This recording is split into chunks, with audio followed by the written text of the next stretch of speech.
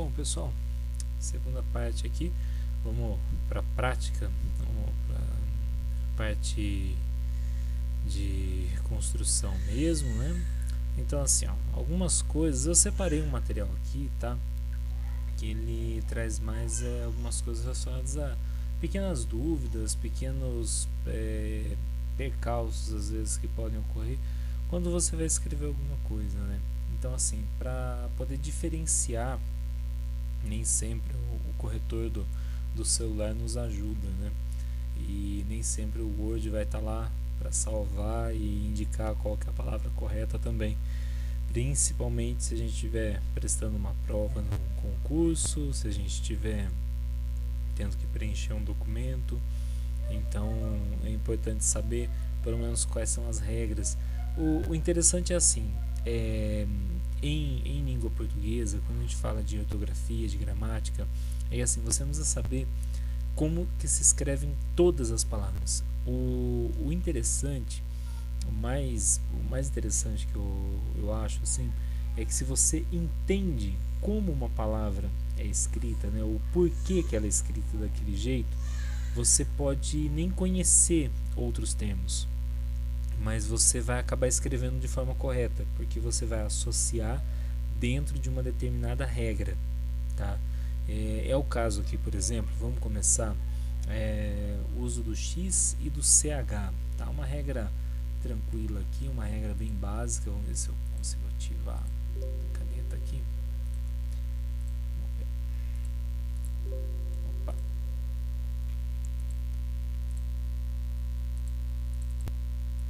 Aí, acho que agora vai. Bom, o uso do X e do CH. Ah, não foi.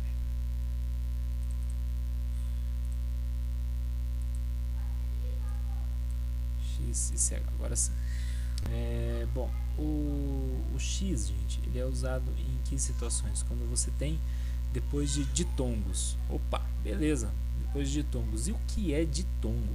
Né? O que vem a ser ditongo? Beleza, agora eu sei que X vem depois de ditongo. Boa. Agora eu preciso saber o que é um ditongo, né, para poder usar essa regra.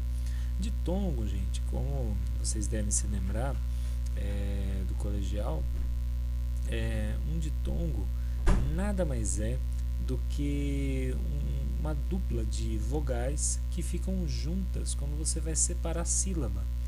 Então, assim, o ditongo, né, aqui é o porquê? Porque você vai separar, você vai separar caixa, deixa, peixe, certo? Essa a separação. É uma regra bem legal assim que eu sempre usei, né? E inclusive me salvou umas vezes que eu esqueci mesmo o que era ditongo, o que era hiato, tá? O hiato, ele é um hiato, certo? Então assim, ó, se você tem por exemplo aqui, ó, a separação aqui, ó, cai, você separa, chá. Então as duas vogais, ó, elas ficam juntas, tá? Dei, você separa e fica o chá no final.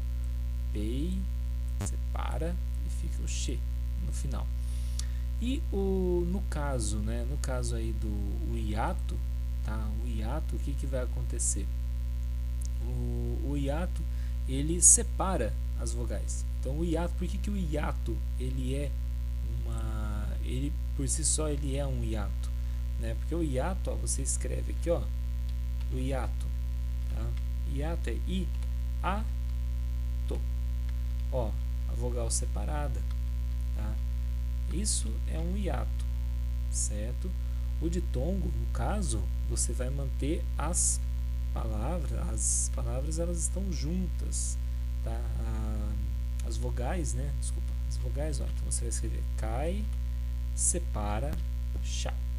Então, separou sílaba, né? Separou sílaba, viu que é um ditongo. Você, por exemplo, pode nunca ter escrito peixe na sua vida. Vamos supor, por alguma razão, nunca escreveu peixe.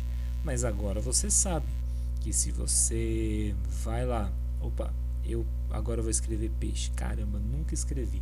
Mas eu sei que se for um ditongo, ele vai ser com X. Então vamos lá. Você vai pegar pei, um ditongo, então ele vai ser escrito com X, tá? É uma regrinha bem simples, bem trivial, tá? Como eu disse, tá, gente? É mais para a gente poder usar em concurso mesmo, elaboração de relatórios, no contexto de ofícios, certo? Quando a gente vai falar de termos técnicos, tá? Os termos técnicos, o que acontece, assim, o que acaba muitas vezes acontecendo? Você cai numa relação de escrita que você usa sempre os mesmos termos. Então, assim, para quem de repente acha, né, que os termos técnicos são difíceis, que são complicados, gente, não são. Podem ser diferentes, mas não são difíceis. Tem uma diferença legal aí. E o que é?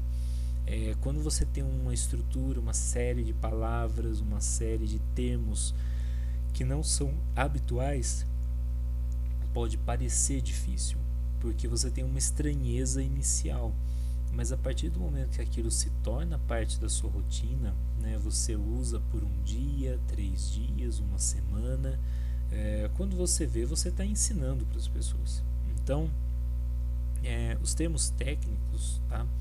Você tem que aprender a grafia correta, ou seja, a escrita correta, né, a ortografia correta. Se bem que a ortografia correta é uma redundância, né? A ortografia já é a grafia correta, né? Pela conceitualização que a gente viu na aula anterior. Então, assim, quando a gente fala de termos técnicos, tá? É importante a gente saber escrever de forma adequada, aplicá-los de forma adequada também, porque não adianta nada você ser ali um poço de conhecimento, você domina de uma forma exuberante ali um conteúdo de termos técnicos, você tem um domínio ali bem avançado e usa de uma maneira que torna o teu relato, torna a tua anotação complicada de entender, né? Torna até um pouco obscura de tantos termos que são colocados lá sem necessidade. Isso é perigoso, né? Eu já vi gente que assim tinha um domínio muito legal, tinha um conhecimento técnico muito avançado, mas que para escrever queria mostrar que sabia. E isso é perigoso, gente. Também não caiam nessa armadilha, tá? Não caiam nessa armadilha. Você tem um domínio de um termo, você tem um domínio de uma estrutura, use quando for viável de usar. Quando for algo que a situação peça, tá? Por exemplo,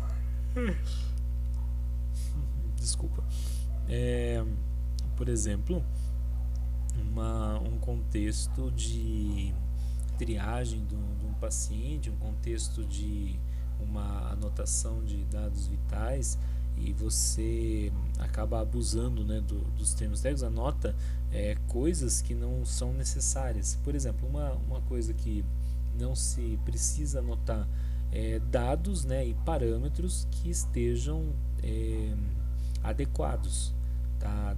Coisas que você verifica que estão adequadas.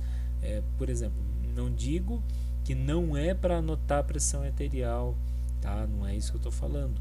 A pressão arterial tá boa, tem que anotar sim, tá? Não é esse sentido que eu estou falando.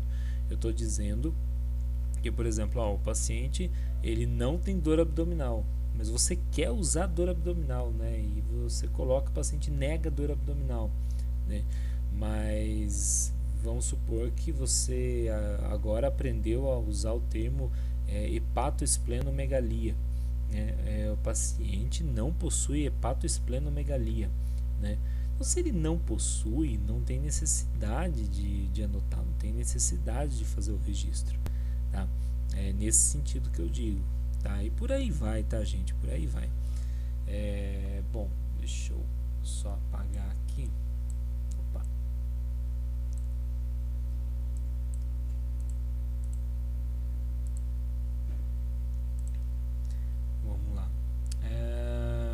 Bom, outras com X também, tá? Para a gente poder dar continuidade. Palavras de origem indígena ou africana: xará, chavante, xingar.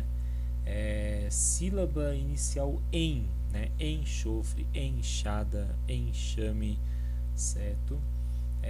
As palavras com CH, tá? São exceções à palavra mecha, né? A porção do cabelo, escreve com CH. Verbo, tá? Aqui, ó, a gente vê o em, mas aqui no sentido de verbo, encher, tudo que tem a ver com encher, tá? Então, enchente, encharcar, enchido, tudo com CH, tá? Então, ó, aqui tem uma lista, tá? Deem uma olhada, como que, né?